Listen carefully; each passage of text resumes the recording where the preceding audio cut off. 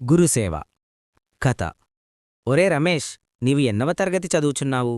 నేను 7వ తరగతి చదువుచున్నాను. కటక్టేనా? ఏ స్కూల్ చదువుతున్నావు? ఈరోజు మేము స్కూల్లో చదువుతాము. మేము స్కూల్లో నిర్ణయించిన సమయం వరకు యుంటాము. మిగిలిన సమయము ఇంటి వద్ద గడుపుతాము. ఇది చాలా పురాతనమైనది. ఆ కాలములో మాలాంటి పిల్లలు ఆశ్రమములో గురువు వద్దకు వెళ్లేవారు. అక్కడనే యుండేవారు. ఎప్పటివరకు చదువు పూర్తవుతుందో అప్పటివరకు గురువు వద్దనే యుండేవారు. గురూజీ పంపించినప్పుడు వారు ఇంటికి వెళ్లేవారు. ఈరోజు మనం స్కూలుకు పోతాము, కాని నిర్ణయించిన సమయం కొరకు నిర్ణయించిన కొన్ని విషయాలను మాత్రమే చదువుకుంటాము. ఎలాగైతే చరిత్ర, భూగోళం, విజ్ఞానశాస్త్రం, వేరే వేరే భాషలు, గణితం మొదలగునవి. ఈలాంటి మహర్షి యొక్క ఆశ్రమము యుండేది. అక్కడ ఆశ్రమము చాలా విశాలమైనది, అందముగా యుండెను. ఆ గ్రామములో చాలా విద్యార్థులు చదువుకునేవారు. గురువు మరియు గురుపత్ని పిల్లలతో చాలా స్నేహముతో, ప్రేమగా యుండేవారు. మరియు వీరు అందరిపైనా చాలా శ్రద్ధ చూపేవారు. వీరి యొక్క ఆశ్రమం యొక్క బాలలు చాలా సంతోషముగా యుండేవారు. వీరిలో ఒక విద్యార్థియుండేవాడు. అతడి పేరు ప్రభాకర్. ఆయన గురువు యొక్క ప్రియమైన శిష్యుడు. ఒక సమయములో కొంతమంది విద్యార్థులు గురుపత్ని వద్ద కూర్చుని చర్చించుకుంటున్నారు. ఆశ్రమతోటలో ఎలాంటి పూల మొక్కలు నాటాలో చర్చించుకుంటున్నారు. ఎలాంటి ఎరువులు పోయాలి. అందులోనుంచి ఒక విద్యార్థి అంటున్నాడు, గురూజీ అంటే మాకు చాలా ఇష్టము. గురూజీ మాకు ఏది చెప్పినా మాకు ఆనందము కలుగుతుంది, మరియు అర్థమైనా అర్థము కానట్లు యుంటుంది. గురుపత్ని అంటుంది, ఎందుకని? ఎందుకర్థం కాదు? చెప్పు మరి. ఆయన తాత్కాలికముగా అన్నాడు, నాకు చాలా దుఃఖము అవుతుంది.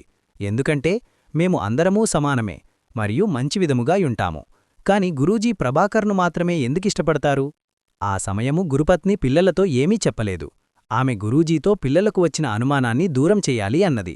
గురూజీ జవాబు ఇచ్చినారు, అలాగే, నేను రేపు ఉదయమే వారి అనుమానాన్ని దూరం చేస్తాను.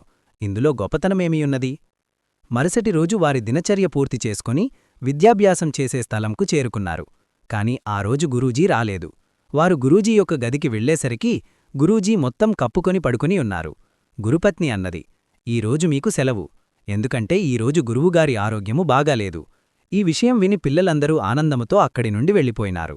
ఈరోజు చదువునుంచి సెలవు దొరికినది. కాని ప్రభాకర్ అక్కడి నుండి జరగలేదు. ఆయన గురుపత్నిని అడిగినాడు, గురూజీకి ఏమైనది? అప్పుడు ఆమె, గురూజీ యొక్క నడుము లోపల పురుగు గుచ్చుకున్నది. వెంటనే గురూజీ వద్దకు వెళ్లి చద్దరు తీసివేసి అంతటా చూడసాగినాడు. ఆయన ఆలోచిస్తున్నాడు, గురూజీ యొక్క నడుములో పురుగు ఎలా గుచ్చుకుంటుంది? నడుముకు రంధ్రం ఎలా యుంటుంది? మరి పురుగు ఎలా పోతుంది? ఆయనకు చాలా బాధ అవుతున్నది. ఈరోజు నేను ఏమి చెయ్యాలి? వైద్యుడ్ని పిలవాలా? ఈ ఆలోచనలతో చతికిలపడినాడు. అప్పుడు గురూజీ ఒక్కసారి లేచి నిలుచున్నాడు. గురుపత్ని పిల్లలందర్నీ పిలిచి, ప్రభాకరైనా ఎందుకు ప్రేమ ఉన్నది అంటే, ఆయనకు గురువుపైన ఎంత ప్రేమ ఉన్నది. మీ అందరికీ చదువులేదు అనగానే ఆడుకుందాము అనుకొని ఆనందమైనది. కాని ప్రభాకరుకు మాత్రము గురువు కరకు బాధ కలిగినది. పిల్లలందరూ నిశ్శబ్దము అయినారు. ప్రభాకర్ వైపు భావముతో చూడసాగినారు. వారు వారి యొక్క వ్యవహారంపైన సిగ్గుపడినారు. తరువాత అందరూ గురువుని మరియు గురువు అందర్నీ ప్రేమతో చూడసాగారు. తరువాత గురువు